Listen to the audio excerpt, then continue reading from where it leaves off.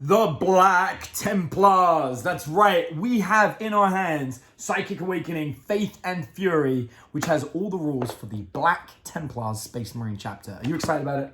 Yes. Do you know anything about the Black Templars? No.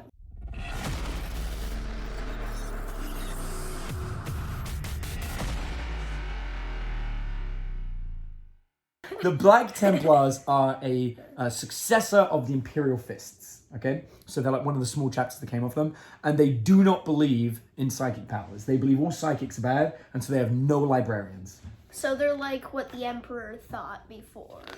Yeah, well, kind of, like originally, yeah, that's kind of how it was. Like, the Emperor kind of approved psychic powers, but then kind of didn't at the thing at Nicaea, the court of Nicaea, trial of Nicaea. But anyway. Oh, I thought it was like the horse. I thought it was during the Horus Heresy. It was. That was when the trial of Nicaea happened. So we have all the Black Templars rules. I'm going to share them with you right now. I'm going to talk about some of the cool combos you can do with them as well, because I've actually been dissecting this book quite in depth, because the Black Templars are pretty awesome. They have a unique troops choice that no other Space Marine chapter has, which we're going to talk about later on. So first of all, let's talk about their abilities. The standard Black Templar ability is they have the ability to reroll any and all wound rolls, and they also have a feel no pain against mortal wounds. That's so powerful. Yeah, because they don't have psychic powers, they can't deny it, so they just naturally can stop them, right? And they can reroll either of the dice for a charge. So it's not just reroll both dice. So if you roll a 6 and a 1, they can reroll the 1. So it's pretty good. Yeah, they're a close combat army, and they're basically knights, like medieval knights. Kind of like the Dark Angels. Kind of, yeah, except these guys are more like the Templar Knights, like the Holy Templar Crusaders, right? So, now, with the doctrines, we've got these new abilities. When they're in the Assault Doctrine, they have a new power. So on the third turn of the game, when they trigger the Assault Doctrine, where their pistols and close combat weapons get an extra AP of -1, when these guys attack not a vehicle, or and made a charge move and a heroic intervention. So if they charge or made a heroic intervention against something that is not a vehicle, unmodified hit rolls of 6 automatically hit and wound. You don't roll to wound. What? That is very important, because most Space Marines have a strength of 4. And so these guys, when they roll 6s to hit, they're wounding automatically against not vehicles. Now, a lot of the time you're going to want to do that against vehicles, right? Because you want to go against toughness of 8. But there are a lot of models in the game that are not vehicles that have a high toughness. So, you know, you've got your Centurions, you've got your Bikers, Custodes in general, Demons. There's a lot of big things that have high toughness. Tyranids, and these guys just don't care. They're just like, nope, you're dying now, whether you like it or not. Exactly right. So High Marshal Helbrecht's their special character, and we already had rules for him. There's not too much changed here, but I'll just talk about him in general. He's got the Sword of the Marshals, which gives him D3 extra attacks. It's a strength 5 weapon, AP -3, D3 damage, nothing too special. But he rerolls all failed hits for Black Templars. That's going to be really important when we combo this later on. And he adds one to the strength characteristic of Black Templars as well. Those two abilities are really strong when you put them with Crusaders, which we'll talk about in a moment. Okay, so he's kind of like the chapter master? That is exactly what he is. He's the Azrael of the Black Templars. Then we have the Empress Champion, who's like the champion of champions, right? You know you have a chapter champion. This is the Emperor's Champion, specifically. And he's just a really good close combat guy. He adds +1 to strengthen characteristics when he's next to an enemy character. So he gets tougher when he fights characters, which is pretty cool because his sword gives him +2 strength. And he can reroll wounds against characters or monsters. So he's already at strength 6. He goes to strength 7 if he's fighting a character. And if he's next to the other guy, it's strength 8. So he's a pretty good character assassin guy, right? When models attack him in close combat, they get -1 to hit. And he can reroll hits against characters. So he's essentially rerolling hits and wounds. It's pretty strong. He's got a 4-up invulnerable save and a 2-up save. So he's a strong character. Then we've got Chaplain Graham. Now, I like this guy, especially with all the new special rules we've got with chaplains. There is an entire Black Templar litany list. So there's a ton of chapter powers for them. So first of all, models can use his leadership. Cool. He's got plasma pistol. There's nothing special about his weapons. But he can resist a psychic power in the psychic phase, which is great because that's something Black Templars can't really do. Also, when you resolve an attack with a melee weapon for Black Templars within 6 inches, if you roll a 6, you get 1 extra attack. Remember that, because that's going to become really important, especially when we do the combos. And he can recite 2 litanies rather than just 1. He pulls them off on a 3-up. So again, we can do some really cool stuff with that, right? And then we've got the Cenobite Servitors. The Cenobite Servitors go with Grimaldus. These are basically like close combat Servitors. They have a weapon skill and skill of 4-up if they're next to him. And when a model from any Black Templars within 6 inches would lose a wound because of a mortal wound on a 4-up, they don't lose it. And that's great because it isn't transferred to the Cenobite. It's just stopped. So it's pretty good defense against mortal wounds. But again, I don't know if we'd go that route. You could. But then we get to the Crusader squads. Now, this is the real meat and cheese of these guys. These are regular Space Marines. However, you have Initiates and Neophytes. Neophytes are exactly the same as an Initiate, which is basically like a regular tactical Space Marine, but they have a leadership of 6 and a 4-up save. But it's very important because you can combine them, and this is the big deal. You can have a squad of 20 models. You can have 10 tactical Marines, which are Initiate, and 10 Neophytes. Now, there are some special rules, which is if you have the same number of Neophytes as Initiates, you can re-roll hit rolls of 1. But I actually don't think that's the best thing to do with these guys. I think the best thing to do with these guys is to take as many Neophytes as possible because they're cheaper than Initiates, but they attack exactly the same. And the other big news is, unlike most armies, you're allowed to give every Crusader a chainsword, which means they can have 2 attacks as standard. Now, we're gonna, yeah, exactly. And then we're gonna combo this. Just remember that. So your standard dudes have 2 attacks at strength 4. Remember that, because that's going to be big. So then we get onto the litanies of the devout, okay? So the litanies of the devout, these are 6 abilities for your chaplains. The first one is Divine Protection. If it's inspiring, i.e. if you roll a 3-up, on a 5-up, you don't lose a wound. It gives a 5-up feel no pain. Pretty good. Psalm of Remorseless Persecution. I actually quite like this one. Reroll a wound roll of 1. Pretty good. Next up, we have the Vow of Retribution, which is subtract 2 from an enemy model's leadership. Then we have the Fires of Devotion, which adds 1 to the attacks characteristic of models within 6 inches of the Black Templars unit. Yeah, we'll talk about that. Yeah. Talk about that in a second. And then we have, this one adds 3 to the range of aura abilities within 6 inches model. It's pretty good. And then we have the Oath of Glory, and that means the models always fight first, right? So we've got some pretty cool stuff. And then we get onto Warlord traits, Stratagems, and Relics. Remember, we get these combos coming towards the end of this video, so it's really important. Warlord traits, Grimaldus, Helbrecht has to have Frontline Commander, which is add 1 to advance or charge roll. So, pretty good. Grimaldus has the Epitome of Piety, which is he can attempt to resist 1 psychic power in the opponent's psychic phase. And when he does Deny the Witch test, he can add 1 to the total. So this allows him to stop 2 psychic powers and add 1 to the rolls. So that's pretty strong. And then the Empress Champion has Oathkeeper, which is he can perform a heroic intervention within 6 inches. And then the other ones you have are when the Warlord finishes a charge move, roll a dice on a 2-up, a unit suffers a mortal wound for every enemy unit. That's pretty strong if you want to do a single mortal wound. This one's the model always fights first in the fight phase. And this one's when resolving an attack made with a melee weapon by friendly Black Templars within 6 inches, a wound roll of 6 improves the armor penetration characteristic. But let's talk about that combo. So there's a couple of ways to do this. One of the biggest issues, I think, with the Black Templars is the Chaplain's abilities don't work inside a transport. And that's very, very sad. Because one of the stratagems that the Black Templars have is shock and awe. And if we could put a chaplain with that, this would be incredible. Unfortunately, we can't. But we're going to talk about this without the chaplain, and then we'll talk about having a second squad with the chaplain. Shock and awe. So the Black Templars are known for using Land Raider Crusaders. This is, you know, the Land Raider Crusader. You have it for your Deathwing. Terminate, yeah. Right. So shock and awe, it's 1 command point.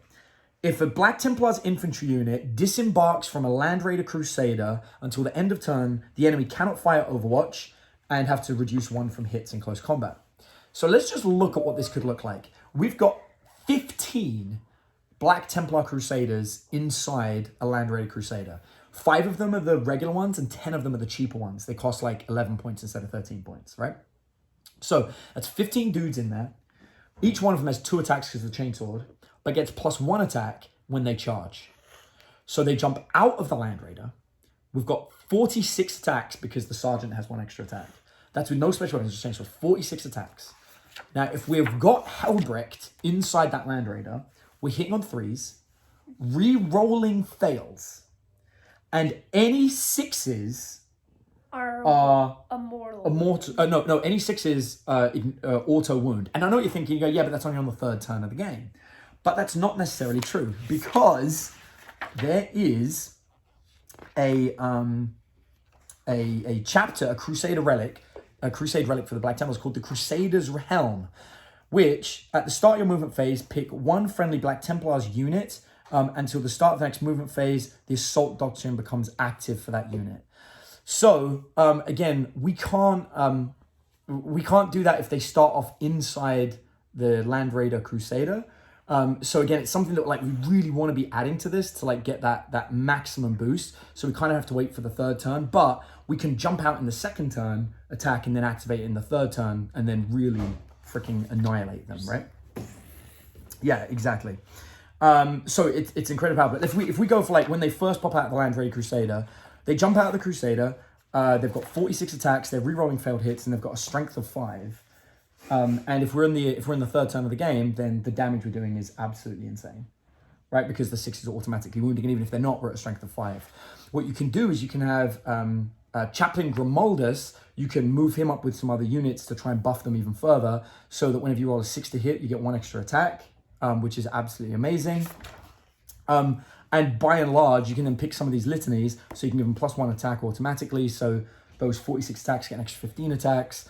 And by and large, there is a lot here. Like I said, the only thing that pains me is that Chaplain won't work while they're inside the transport.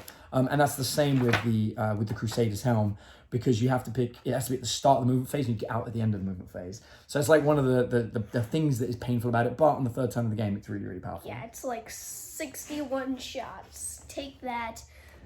All 6s on trying to hit automatically wound. Yeah, there's a lot here. But there's another combo that I really like as well when it comes to the stratagems. And that's they have a stratagem for 1 command point called the Emperor's Will. And this allows a Black Templars infantry unit, when they advance, they can shoot pistols even after advancing and still charge. And the Reavers are actually incredible for this, because the Reavers have a heavy bolt pistol, which is a strength 4 AP -1 bolt pistol, right? And again, in the 3rd turn of the game, once we've got that Assault Doctrine activated, or if we use the Crusader's Helm, they can move, advance, shoot, charge. And in that 3rd turn, or if we activate with the Crusaders, they're AP -2 pistols. So that gives us, if we've got the Chaplain nearby, that gives us 10 shots. And you'd use a regular Chaplain for this, probably to give them the Crusader's Helm. But again, we have 10 shots at AP -2, strength 4. And then when we charge, the Reavers have 3 attacks naturally. They get a 4th attack because of the Chaplain if he does the litany that gives them +1 attack. And then we could be re-rolling all failed hits. 6s trigger extra attacks, so on and so forth. So, yeah, it's a pretty serious amount of attacks that you get out on this, right? So I like that one. That's like, if your opponent is like, ha ha ha, I've got the biggest tank in the frickin' game, there's no way you're gonna kill this. 1 turn, instantly destroyed. I mean, it's actually possible, right? Because you've got a lot of hits going against it. I think the strength 4 in close combat probably isn't the best, but if you use the reroll 1s to wound, it actually does increase the damage output on those Reavers. But I think what they're really going to do is decimate infantry. Talking about decimating infantry, there's a really cool stratagem they have called Vicious Riposte. It's 1 command point. This is great. You put it on a small squad of scouts, 5 scouts in close combat. They charge, and you'll probably lose the scouts, but that's the point, because whenever you make a saving throw of 6, the models attacking you take a mortal wound. So I want you to imagine you're fighting 30 orcs that have 3 attacks each. Right? So that's 90 attacks. You charge with your 5 scouts, and obviously you don't do much damage, but then 90 attacks come at you, and every time you roll a 6 to save, the 30 boys take a mortal wound. You're going to kill so many of those orcs, and then, there's a chance you'll lose the rest due to morale. So it's a really cool, sneaky attack you can do. So it's like, a way to explain it, a more realistic way would be, you get shot in the head, but since you just fling backward, your weapon goes flying out of your hand and hits one of them in the eye. Yeah, you could think of it that way. I think it's more like they parry and riposte. I think is more because they made the save and then hit them, right? It's like a sword fighting move. But the point is, any model that has lots and lots of attacks is likely to kill itself because of the mortal wounds, and that's the key. And if you kill half the squad because of that, they're going to wipe out the entire thing, and it just costs you 5 scouts. So it's a really cool, like, they can set up in the middle of the battlefield as well. So on first turn, you move up charge, and you trigger that. Yeah, so it's a really good way of annihilating a big squad. Then they've got some other stratagems. You've got a Bore the Witch, 1 command point. It lets you deny a spell by rolling a 4 up. Pretty good. Crusader Relics will let one of your sword brothers take one of the different relics they have. For 1 command point, use it in the fight phase. You can pile up 6 inches instead of 3 inches. For 2 command points, it basically denies a unit from falling back on a 2-up. That's pretty good, keep them in combat. Then we've got Oaths of Honor. It's 1 command point.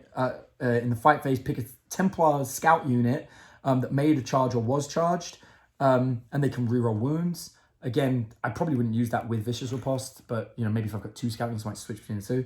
And then, of course, we explained all the others. And that brings us on to the relics. The Crusaders helm I already mentioned. I wish it was a little bit better. I think I'd use it with the Reavers rather than the Crusaders. But it adds 3 inches to a model's aura up to a maximum of 12, and it moves it so that we're in the combat doctrine phase. So we're in the close combat doctrine, which is pretty cool, especially for Black Templars. We have Witch Seeker bolts. Pick a bolt weapon the model's equipped with. When they shoot, it can fire a Witch Seeker round. You can only make 1 attack with that weapon, but it can target psychic characters, even if they're not the closest model.